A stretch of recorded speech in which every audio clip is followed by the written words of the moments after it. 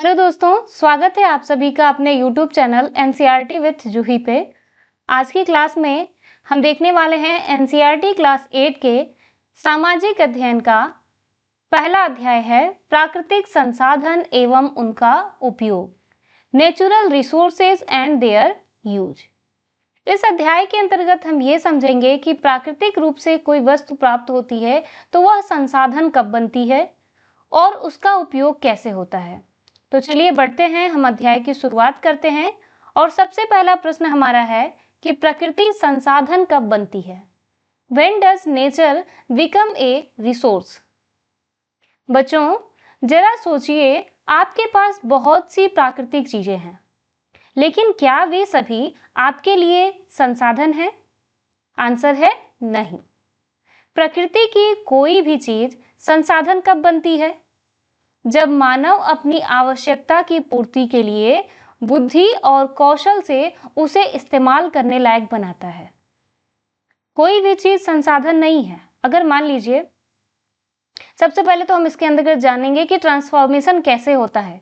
जैसे मानिए प्रकृति से आपको पेड़ प्राप्त है, तो आप क्या कर रहे हैं, उस पेड़ की लकड़ियां लेते हैं और मानवीय हस्तक्षेप से आप क्या करते हैं, उसका एक संसाधन के रूप में आप उसे एक फर्नीचर बना देते हैं।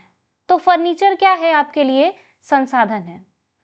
ठीक है, इसका उपयोग डेवलपमेंट के लिए और यूटिलिटी यानी आप अपने उपयोग के लिए करते हैं। ठीक है, तो चलिए यहाँ पे इसकी परिभाषा जानते हैं। प्रकृति की परिभाषा क्या है कि हमारे पर्यावरण का हिस्सा, चाहे वो सजीव हो या निर्जीव हो, जो कि मानव निर्मित नहीं है। प्रकृति का अर्थ क्या है? जो हमें प्राकृतिक रूप से प्राप्त हो, जो मानव निर्मित न हो। संसाधन क्या होता है? जब इंसान अपनी जरूरत को पूरा करने के लिए प्राकृतिक तत्वों का उपयोग करने लगता है तो वे तत्व संसाधन कहलाते हैं। याद रहेगा आपको। एग्जाम के पॉइंट ऑफ व्यू से यदि देखा जाए तो प्रकृति तत्व तभी संसाधन बनते हैं जब वे मानव जीवन के लिए मूल्यवान हो जाते हैं। ठीक है, चलिए आगे समझेंगे कि संसाधन कहलाने के लिए 3 जादुई शर्तें, यानी यदि कोई भी वस्तु 3 क्राइटेरिया को यदि पूरा करता है तभी वह संसाधन कहलाता है। जैसे समुद्र की गहराई में बहुत सारा तेल हो सकता है, लेकिन अगर हम उसे निकाल ही ना पाए तो क्या वह संसाधन है? तो आंसर है नहीं। एक प्राकृतिक चीज को संसाधन बनने के लिए 3 टेस्ट पास करने होते हैं। पहला टेस्ट है कि वह तकनीकी रूप से सुलभ हो, यानी टेक्नोलॉजिकली एक्सेसिबल हो। अगर आपके पास वो चीजें हैं लेकिन आप उसका इस्तेमाल कर नहीं पा रहे हैं, आपके पास ऐसी कोई टेक्नोलॉजी नहीं है जिससे आप उसको इस्तेमाल करने लायक बना पाए, तो वो संसाधन नहीं है। तो पहली क्राइटेरिया क्या है कि वो तकनीकी रूप से सुलभ हो, हमारे पास उसे निकालने या इस्तेमाल करने की तकनीकी होनी चाहिए। दूसरा क्राइटेरिया है आर्थिक रूप से व्यवहार्य, यानी इकोनॉमिकली फिजिबल। उसे निकालने का खर्चा बहुत ज्यादा नहीं होना चाहिए, यानी कम लागत में तैयार होनी चाहिए। और तीसरा टेस्ट क्या है कि सांस्कृतिक रूप से स्वीकार्य हो, समाज उस चीज के इस्तेमाल को मान्यता दे, तभी वो चीज संसाधन बन सकती है। जैसे पवित्र पेड़ों को काटना समाज स्वीकार नहीं करता, पीपल के पेड़ को कोई काटता है तो समाज रोकता है। तो ऐसी चीजें ना हो जो सांस्कृतिक रूप से स्वीकार्य ना हो। इंपॉर्टेंट कीवर्ड क्या है? दोहन, यानी एक्सट्रैक्शन क्या होता है? तो प्राकृतिक संसाधनों का निष्कर्षण यानी उसको निकालना, उनका उपयोग और उपभोग करना ही दोहन कहलाता है। याद रखना है आपको। अब हम जानेंगे प्राकृतिक संसाधनों के प्रकार, टाइप्स ऑफ नेचुरल रिसोर्सेज। 2 तरह के होते हैं संसाधन। एक होता है प्रत्यक्ष संसाधन और दूसरा होता है अप्रत्यक्ष संसाधन। प्रत्यक्ष संसाधन क्या होता है? तो जिन्हें हम सीधे प्रकृति से उसी रूप में इस्तेमाल करते हैं, वे हमारे प्रत्यक्ष संसाधन कहलाते हैं। इसका आप रियल लाइफ एग्जाम्पल भी देख सकते हैं यहाँ पे। जैसे सांस लेने के लिए हवा, हमें हवा जो है कि सांस लेने के लिए चाहिए, तो ये हमें प्रकृति से प्रत्यक्ष रूप से प्राप्त होती है, ऑक्सीजन गैस। पीने के लिए नदी का पानी और फसल उगाने के लिए उपजाऊ मिट्टी। तो ये क्या है, हमें प्रकृति से प्रत्यक्ष रूप से प्राप्त होने वाली चीजें हैं। तो ये क्या है, प्रत्यक्ष संसाधन है। अब हम जानेंगे अप्रत्यक्ष संसाधन यानी इनडायरेक्ट रिसोर्सेज क्या है। तो जिन्हें सीधे इस्तेमाल नहीं किया जा सकता, पहले उन्हें प्रोसेस या फिर उन्हें बदलना पड़ता है। आप इसके एग्जाम्पल देख सकते हैं, कोयला, खनिज तेल या फिर पेट्रोलियम हो सकता है, बहुमूल्य पत्थर, धातु, लोहा, सोना, अयस्क। जैसे लोहा प्राप्त होता है तो उसके लोहे को फिर निष्कर्षण करके आप उससे कोई जो है कि उपयोग के लिए कोई वस्तु तैयार करते हैं। सोना चांदी से आप आभूषण तैयार करते हैं, तो वो क्या है, आपके लिए इनडायरेक्ट रिसोर्सेस हैं। ठीक है, ऐसे समझे कि जो हवा आप सांस में लेते हैं वो क्या है, डायरेक्ट है। लेकिन जमीन से निकलने वाला कच्चा तेल आप उसे सीधे गाड़ी में नहीं डाल सकते हैं, उसे क्या करना पड़ता है, रिफाइन करना पड़ता है, इसलिए वो क्या है, इनडायरेक्ट है। याद रखने वाली चीजें हैं कि प्रकृति लाखों सालों में इन संसाधनों का निर्माण करती है, इंसान ने इन्हें बनाया नहीं है, सिर्फ खोजना और उसका उपयोग करना ही सीखा है। ठीक है, अब हम देखने वाले हैं यहाँ पे क्विक रिवीजन, यानी अभी तक हमने जितना कुछ जाना उसके बारे में यहाँ पे थोड़ा सा रिवीजन कर लेते हैं। तो पहला प्रश्न है आपका कि प्रकृति कोई भी वस्तु संसाधन कब बनती है। तो प्रकृति की कोई भी वस्तु कब संसाधन बनती है, जब मानव उसका उपयोग अपनी आवश्यकता के लिए करता है। दूसरा प्रश्न बनता है कि संसाधन के लिए इनमें से क्या जरूरी है। तो आपने जाना कि वह तकनीकी रूप से सुलभ हो, आर्थिक व्यवहार्यता हो और सांस्कृतिक स्वीकृति हो। ये तीनों क्राइटेरिया यदि पार करता है तो वो वस्तु संसाधन बन सकती है। तीसरा आपने जाना दोहन यानी एक्सट्रैक्शन का क्या अर्थ है। जब संसाधनों को निकालना, उनका उपयोग करना और उनका उपभोग करना ही क्या कहलाता है, एक्सट्रैक्शन यानी कि दोहन कहलाता है। चौथा प्रश्न है, हवा और जल किस प्रकार के संसाधन हैं। तो ये हवा और जल ये दोनों ही क्या है, हमें प्रत्यक्ष रूप से प्रकृति से प्राप्त होते हैं, इसलिए ये प्रत्यक्ष प्राकृतिक संसाधन हैं। पांचवा प्रश्न क्या है, कोयला और खनिज तेल किस प्रकार का संसाधन है। तो आपका जवाब है ये अप्रत्यक्ष प्राकृतिक संसाधन है। ठीक है, यहाँ पे हम देखेंगे इंपॉर्टेंट वन लाइनर यानी मूल्यवान क्या होता है। तो संसाधन हमेशा मानव जीवन के लिए मूल्यवान होते हैं। तकनीक के बिना कोई भी प्राकृतिक तत्व संसाधन नहीं बन सकता है। अब हम याद करने का एक छोटा सा ट्रिक देख लेते हैं कि कैसे हम जानेंगे कि संसाधन बनने के लिए वो तीन क्राइटेरिया कैसे याद कर सकते हैं।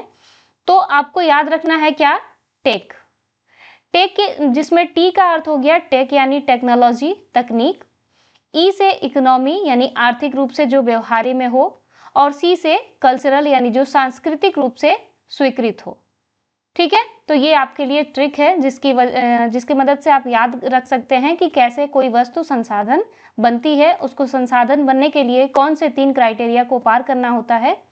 ठीक है, आगे बढ़ते हैं। यहां हम जानेंगे प्राकृतिक संसाधनों का वर्गीकरण उपयोग के आधार पर।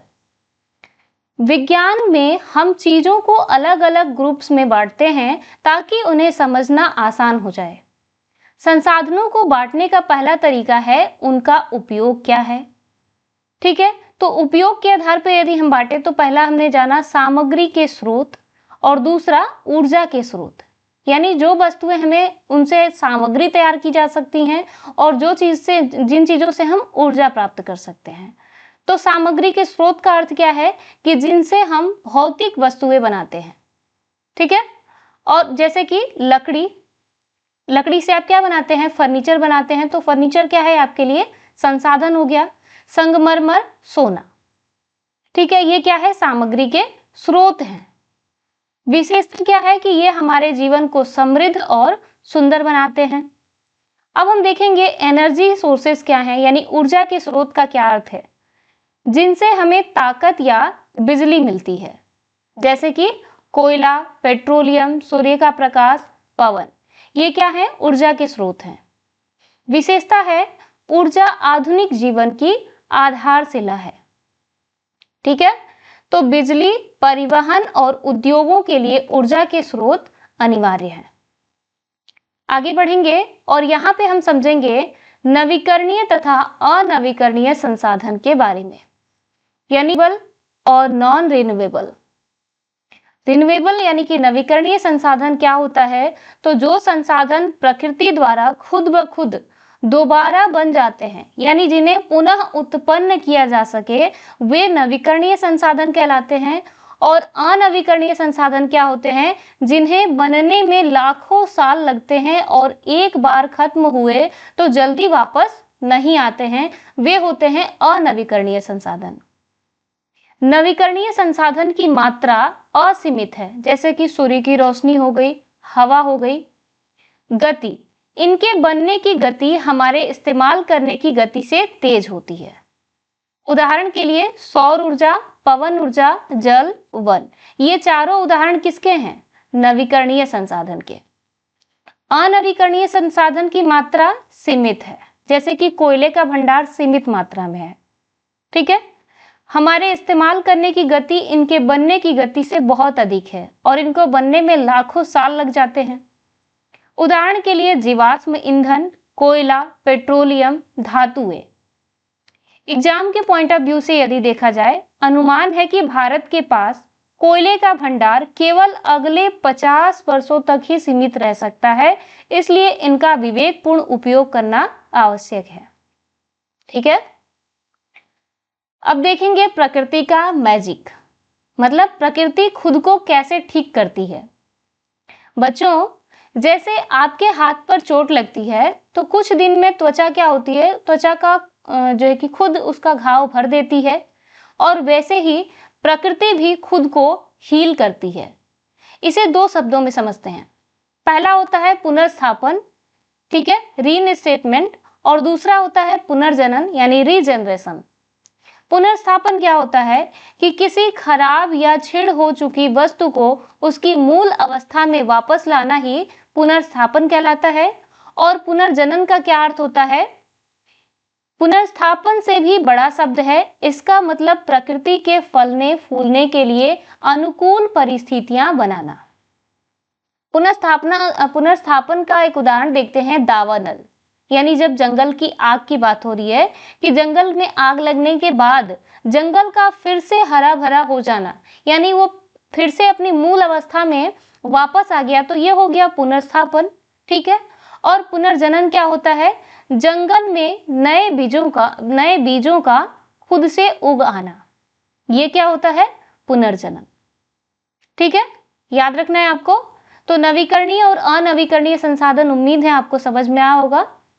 नवीकरणीय संसाधन भी तभी तक सुरक्षित हैं जब तक हम उनका प्रबंधन सही से करें। प्रकृति की लय टूटनी नहीं चाहिए। ठीक है, आगे समझते हैं। अभी तक हमने जितना कुछ पढ़ा, यहाँ पे क्विक रिवीजन देख लेते हैं। प्रश्न है आपका, सौर ऊर्जा और पवन ऊर्जा किसके उदाहरण हैं? आपने जाना सौर ऊर्जा और पवन ऊर्जा ये दोनों ही नवीकरणीय संसाधन के उदाहरण हैं। ठीक है, दूसरा प्रश्न है कि भारत में कोयले का भंडार लगभग कितने वर्ष तक चल सकता है? अभी आपने पढ़ा लगभग अगले 50 वर्षों तक के लिए ही कोयला जो है कि है। तीसरा प्रश्न है, जीवाश्म ईंधन किस श्रेणी में आते हैं? ये जीवाश्म ईंधन जो है ये अनवीकरणीय संसाधन की श्रेणी में आते हैं।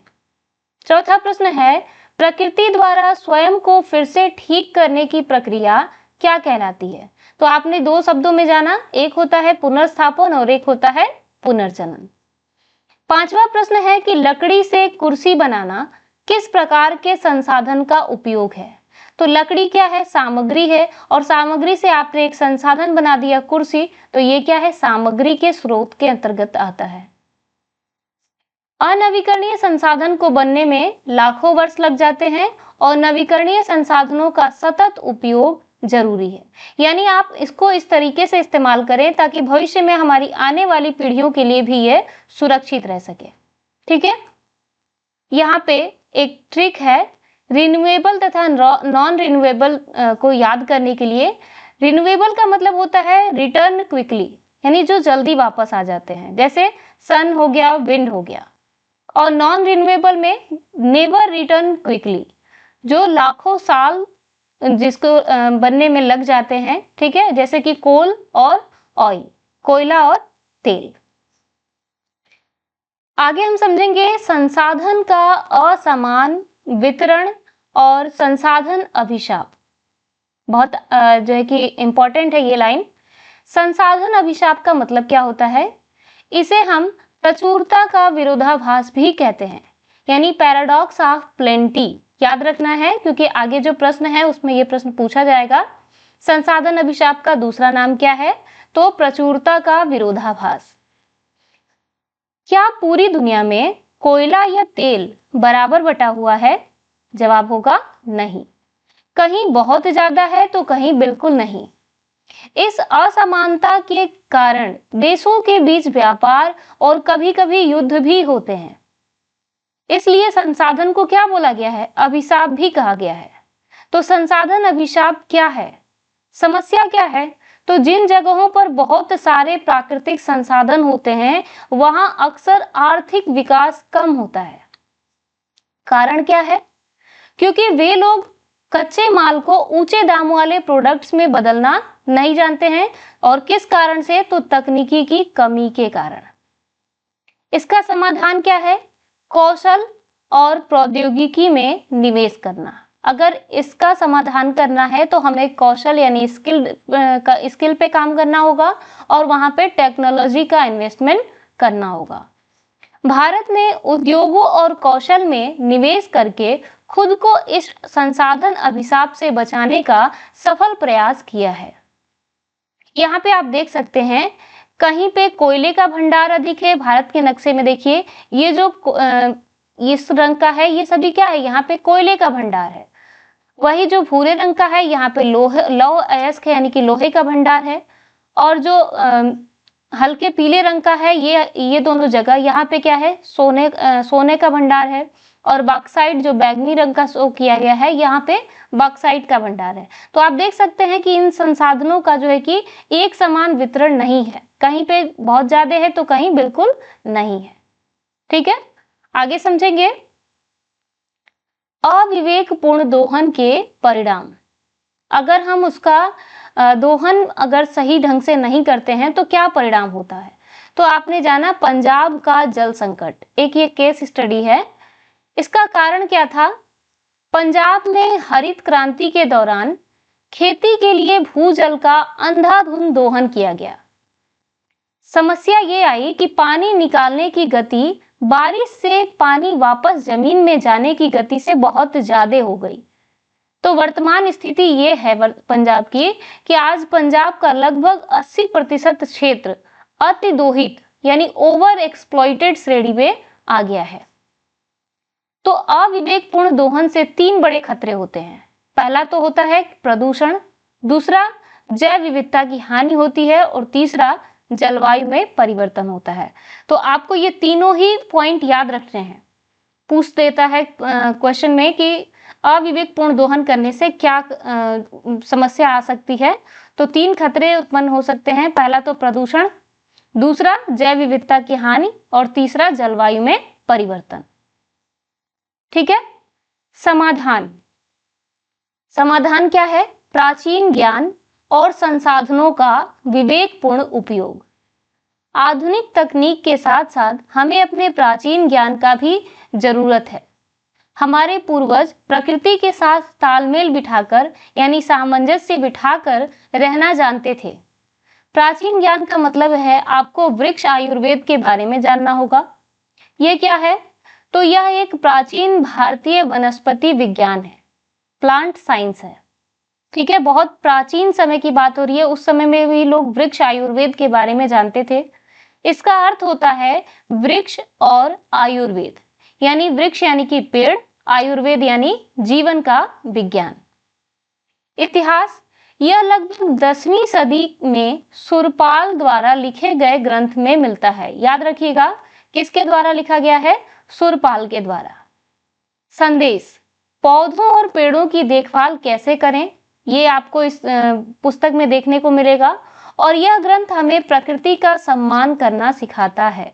ठीक है, यहाँ पे देखेंगे 3 गोल्डन रूल्स फॉर फ्यूचर। पहला, प्राकृतिक संसाधनों का संतुलित उपयोग। हमें प्राकृतिक रूप से जो प्राप्त संसाधन है उसका जो है कि संतुलित मात्रा में उपयोग करना चाहिए। दूसरा, जल संचयन।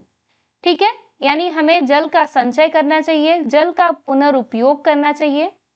अपशिष्ट को कम से कम करना चाहिए क्योंकि अपशिष्ट जो है प्रकृति के पुनर्स्थापन चक्र में बाधा डालते हैं।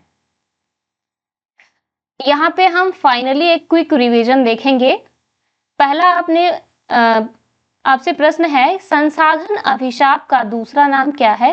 अभी आपने जाना संसाधन अभिशाप का दूसरा नाम है प्रचुरता का विरोधाभास, पैराडॉक्स ऑफ प्लेंटी।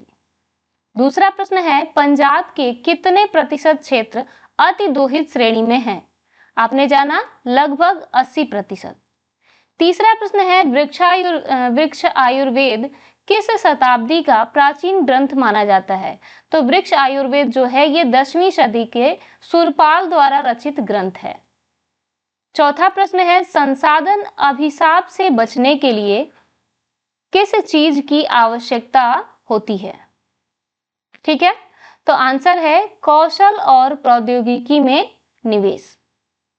पांचवा प्रश्न है, हरित क्रांति के दौरान पंजाब में किस संसाधन का सबसे अधिक दोहन हुआ था? आंसर है भूजल यानी ग्राउंड वाटर का। ठीक है, संपोषणीय अर्थव्यवस्था क्या होती है? तो संपोषणीय अर्थव्यवस्था वह है जो प्रकृति के साथ तालमेल बनाकर कार्य करते। और अपशिष्ट क्या होता है? संसाधन के पुनर्स्थापन चक्र में बाधा डालता है। ठीक है, जो भी वेस्टेज मटेरियल होते हैं वो संसाधन के पुनर्स्थापन में बाधा उत्पन्न करते हैं। मास्टर माइंड ऑफ मैप, यहाँ पे अगर हम इसको अच्छे से समझ लेते हैं तो हम पूरे चैप्टर को बहुत ही आसान तरीके से समझ सकते हैं। पहले आपने जाना प्राकृतिक संसाधन, नेचुरल रिसोर्सेज। इसके बनने की शर्तें क्या थी? तो आपने 3 क्राइटेरिया समझा था, तकनीकी रूप से जो व्यवहार्य हो, आर्थिक रूप से सुलभ हो और सांस्कृतिक रूप से स्वीकृत हो। ठीक है, नवीकरणीयता, नवीकरणीय संसाधन क्या थे? जल था, सौर ऊर्जा जो कि असीमित है, और अनवीकरणीय में आपने जाना कोयला, पेट्रोलियम तथा, क्योंकि ये क्या है? सीमित मात्रा में है। ठीक है, प्राकृतिक संसाधन की चुनौतियां क्या हैं और उसका समाधान क्या है? चुनौती यह है कि असमान वितरण, ठीक है, जिसे संसाधन अभिशाप कहते हैं, और अति दोहन, जैसे कि पंजाब में हुआ। पंजाब का 80% क्षेत्र जो है वो अति दोहित की श्रेणी में आ गया है। ठीक है, और समाधान क्या है? वृक्षायुर्वेद। ठीक है, संपोषणीय विकास तथा वृक्षायुर्वेद जो कि सुरपाल द्वारा रचित ग्रंथ है और इसकी जानकारी हमें 10वीं सदी में प्राप्त होती है। ठीक है, उपयोग के आधार पर इसे 2 समूहों में वर्गीकृत किया गया है। पहला सामग्री के स्रोत और दूसरा ऊर्जा के स्रोत। ठीक है, उम्मीद है आपको चीजें समझ में आ रही होंगी। तो परीक्षा से पहले क्या करना है, आपको इसका माइंड मैप को देख लेना है और पूरे चैप्टर का रिवीजन हो जाएगा। ठीक है, उम्मीद है आपको ये चीजें सब समझ में आ गई होंगी। यदि वीडियो आपको अच्छा लगा हो तो प्लीज हमारे चैनल को सब्सक्राइब तथा वीडियो को लाइक और शेयर करना ना भूलें। मिलेंगे अगले वीडियो में एक नए टॉपिक के साथ। धन्यवाद।